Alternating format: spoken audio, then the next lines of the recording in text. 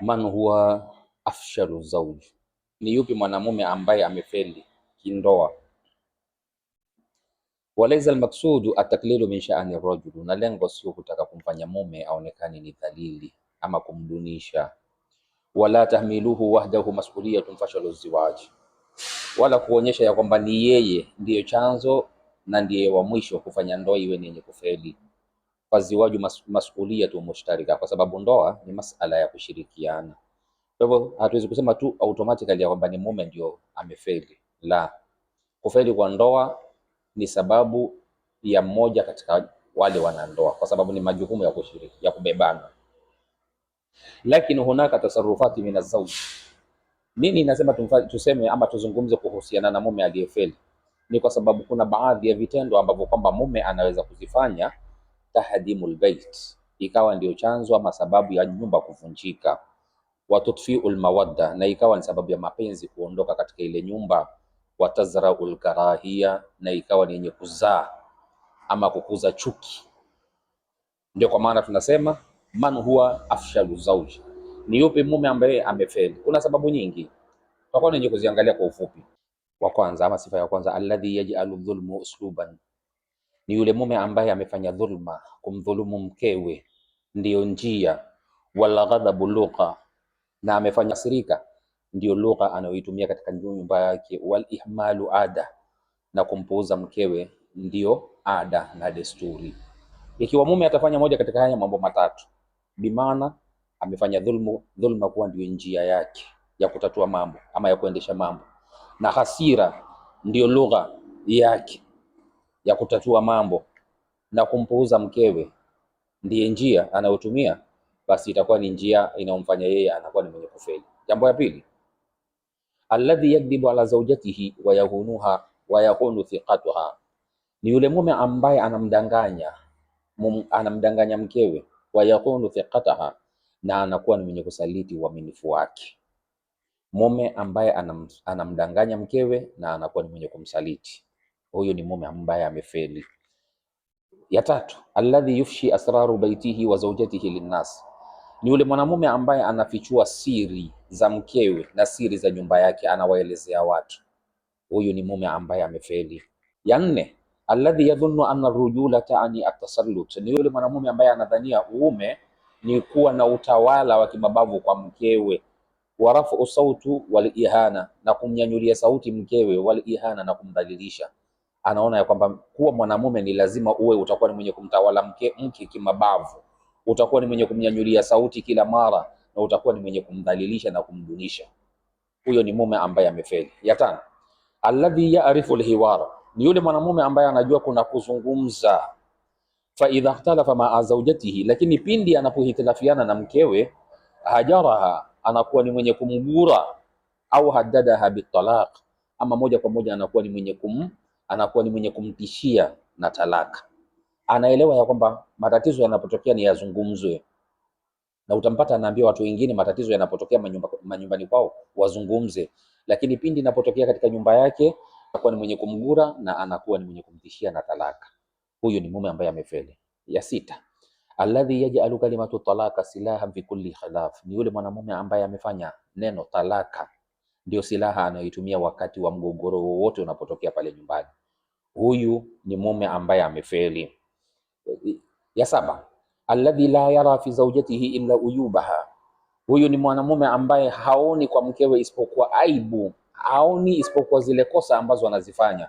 Wayansa mahasinuha, anasahau zile uzuri wake ama anasahau wema wake. Watadhihiyatiha, na ile kujitolea kwake kwa majukumu pale nyumbani.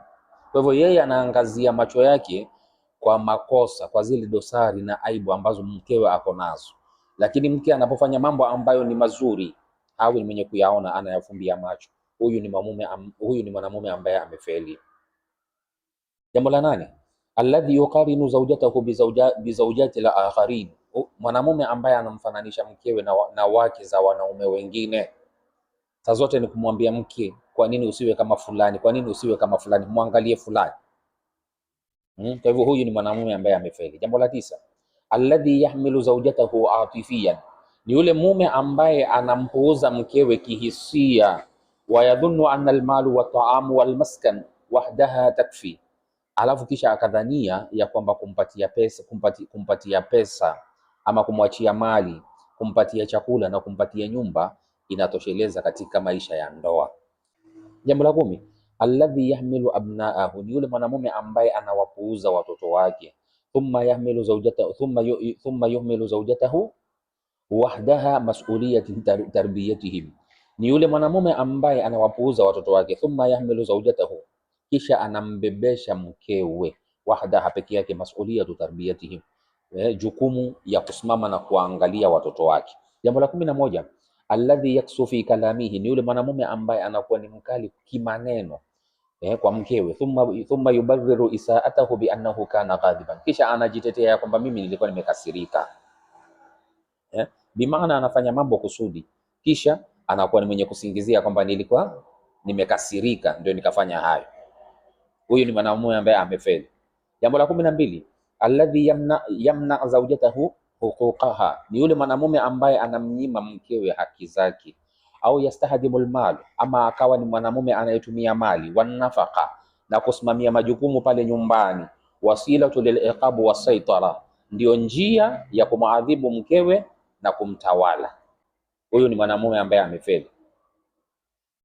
Ya 13, alladhi yaqulu zawjatahu, ni yule mwanamume ambaye anamsaliti mkewe. Thumma yatlubu minha alwafa'u wal ikhlas, kisha akawa anamtaka yeye mkewe awe ni mwaminifu kwake. Huyu ni mwanamume ambaye amefeli.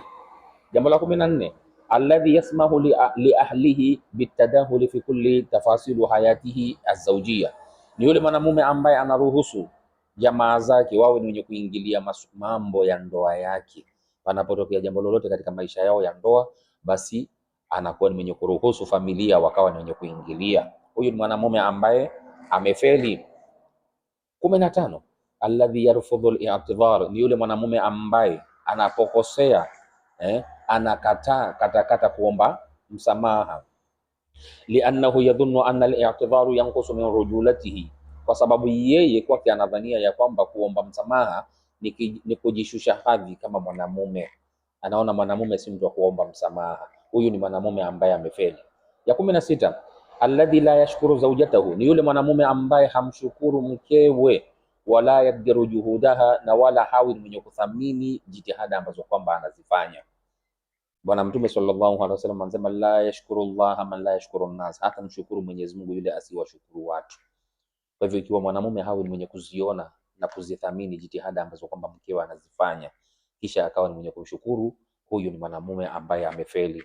Ya 17, alladhi yahtamu bi suratihi amama an-nas, ni yule mwanamume ambaye anajali sana watu watasema nini, aktharu min haqiqati baitihi, zaidi ya vile ambavyo kwamba anasimama na majukumu ya nyumba yake. Bimaana yeye umuhimu wake ni ya kwamba watu wasiwe ni wenye kumuona mbaya, wamseme ni mtu mzuri, hata kama nyumbani kwake yeye ndio mtu muovu kabisa, ambapo kwamba ni kinyume.